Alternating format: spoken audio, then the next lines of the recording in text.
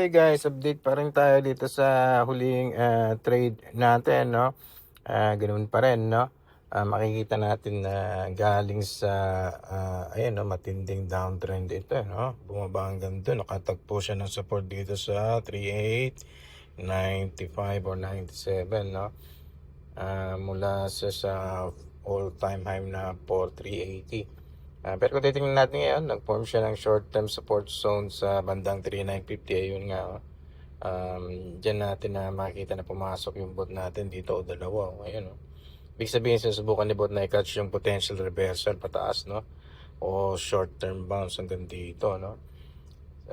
Sa structure naman nung price natin, makikita na nag-break na ng minor lower pattern yun. Ayun doon, no?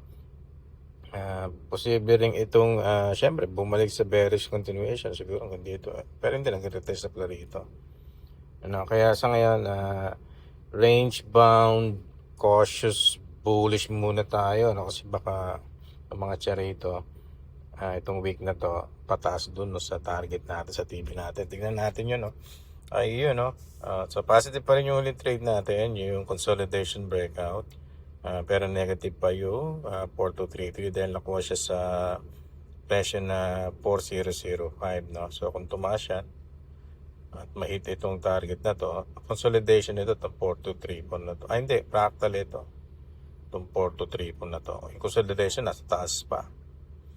So tuloy-tuloy lang natin i-monitor, no? Kung mag-hold itong area na to dito, baka ito na yung starting point ng recovery niya pataas, no? Pero pag invalidated siya, sell continuation setup pa rin yan. Bias sa higher time frame. So for now, steady lang. Bot on standby. Waiting lang tayo sa confirmation.